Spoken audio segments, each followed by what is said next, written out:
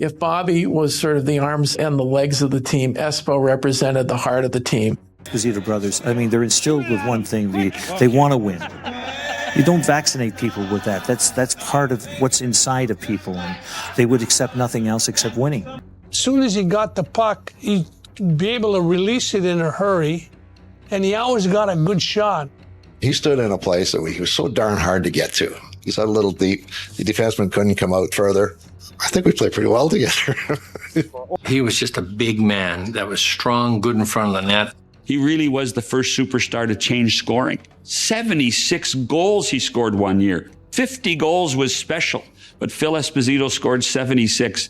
We were in a bar somewhere, and a drunk came up to Tony and said, in a broken French accent, Tony, he said, "You're all right, but that brother of yours, he stinks." And Tony rendered him unconscious immediately. So he said, "I don't care what you say about me, but you don't talk about my brother." And I got a break, thank God.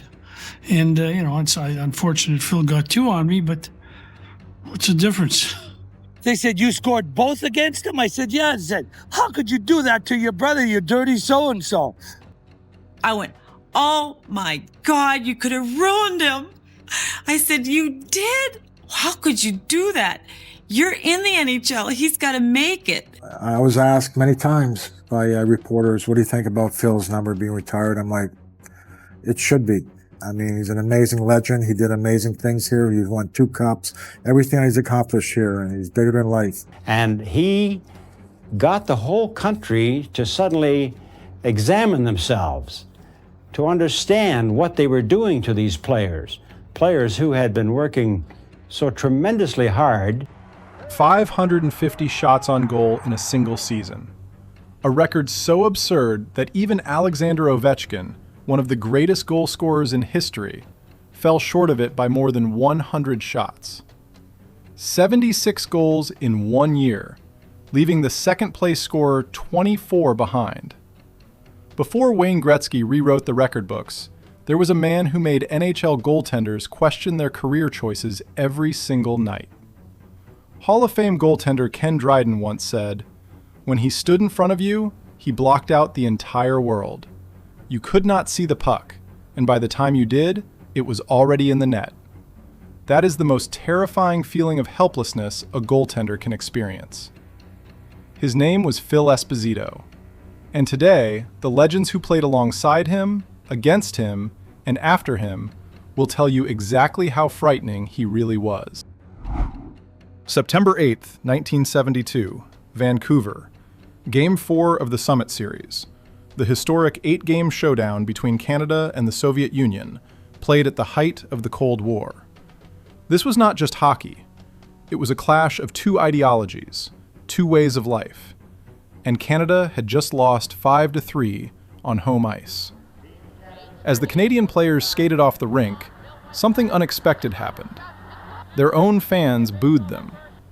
Thousands of Canadians, sitting in a Canadian arena, jeered their own national team. In that moment of humiliation, Phil Esposito did something no coach could have scripted. Soaked in sweat, hair matted, eyes burning with fury, he stepped in front of a live national television camera and spoke without a single prepared word. He did not apologize. He did not lower his head. He looked directly into the lens and told the entire country that every player on that team had given everything they had. He called out the ingratitude. He made it personal. He turned shame into rage, and rage into fuel. Years later, Esposito reflected, "I had nothing left to lose. When you want to get a point across, you have to do it with real emotion." Journalists covering the series wrote that Esposito had displayed a kind of leadership authority that no coach could ever teach. That speech did not just defend a team, it woke an entire country up and set the stage for one of the greatest comebacks in sports history.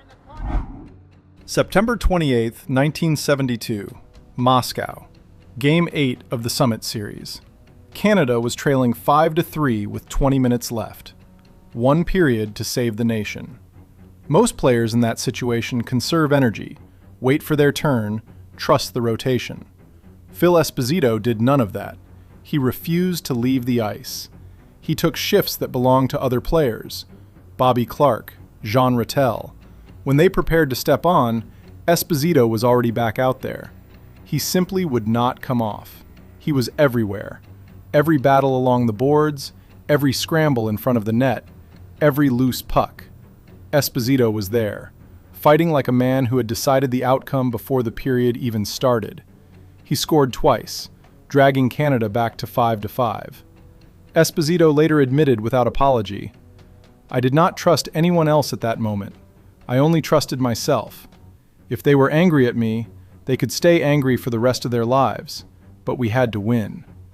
That relentless presence created the space Paul Henderson needed. With 34 seconds remaining, Henderson scored the most famous goal in Canadian hockey history. Henderson himself acknowledged that without Esposito's suffocating presence in front of the net, he would never have had the opening to shoot. Bobby Hull, who had watched the entire series closely, later said that Esposito had turned the area in front of the goal into a killing ground that no defenseman could move him out of. 2 days. That was all the rest Phil Esposito allowed himself after one of the most grueling series in hockey history. While most of his teammates were exhausted and desperate to go home, the Canadian squad traveled to Prague to play an exhibition game against Czechoslovakia in honor of Stan Mikita. Esposito stepped onto the ice as if it were a gold medal final.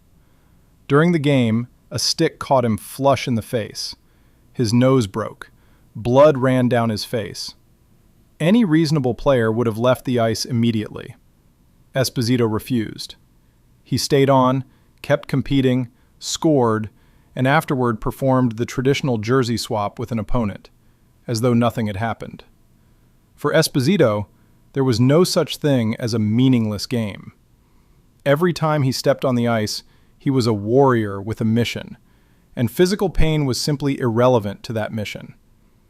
Journalist Dave Stubbs noted that Esposito deserved a better souvenir than a broken nose from that trip, but that broken nose told you everything about who he was. Bobby Orr, his teammate at the Boston Bruins, put it best. "Everyone talked about me, but Phil was the soul of that team. He owned the space. Without Phil, I would never have had the openings to jump into the attack. He was the most dominant center I ever saw." December 5th, 1968. Tony Esposito was making his first career start in goal for the Montreal Canadiens. It was a moment any older brother might have wanted to celebrate, or at least respect. Phil Esposito scored twice against him. Not once, twice. In a game that ended 2-2, both Canadian goals came off the stick of Tony's older brother, who was wearing a Boston Bruins jersey and showed absolutely no sign of holding back. Their mother was furious. She made it clear to Phil that what he had done was a public humiliation of his own family. Phil's response was simple and unapologetic. On the ice, there is no room for family loyalty. Tony later admitted that facing his brother was a nightmare unlike any other, because Phil knew every weakness he had and would exploit every single one of them without hesitation. Phil himself once said, "For a goaltender to play well, he must be afraid. He must fear that the puck is going to go in the net." That was not just a philosophy, that was a warning. It applied to every goaltender Phil Esposito ever faced, including the one who shared his last name. When Phil Esposito decided to bring professional hockey to Florida in the early 1990s, the entire hockey world thought he had lost his mind. Florida meant sunshine and beaches, not frozen rinks and packed arenas. The idea seemed absurd on every level. The NHL was skeptical. Investors were hard to find. The financial barrier stood at $50 million, a staggering sum at the time. Esposito faced flat rejections from multiple directions. A lesser man would have walked away. He did not walk away. He tracked down Japanese investors. He sat across the table from powerful businessman George Steinbrenner and convinced him. He worked relentlessly to build an arena worth $90 million from the ground up. The same instinct that made him impossible to move from the slot, that refusal to accept no as a final answer, now drove him through boardrooms and financial negotiations with the same suffocating determination. Esposito said it himself. God did not give me the talent to raise $55 million, but he gave me the passion. I used that passion to force everything into existence. Tampa Bay Lightning was born, and decades later, that franchise would go on to win 3 Stanley Cup championships. Don Cherry, who coached Esposito in Boston, said, "Phil had a personality you simply could not break. He demanded the puck, he demanded victory, and he was ready to crush anyone who stood in his way. He was not just a player, he was a force of nature." Bobby Hull, who lost his world record of 58 goals to Esposito's 76, said it with the honesty of a man who had no choice but to admire. "Phil, I feel like I just lost an arm when they let you go." A statue of Phil Esposito stands outside the Tampa Bay Lightning Arena today. It does not just honor a founder. It honors a spirit that never once accepted the word impossible. Even in his 80s, working as a radio commentator, he could still be heard shouting, "Shoot the puck!" whenever a player hesitated in front of the net. Because for Phil Esposito, hesitation was never an option. Which moment in this story impressed you the most? Drop your answer in the comments below. Please give it a like and subscribe to the channel. It is the best way to support what we do and make sure you never miss a story like this one.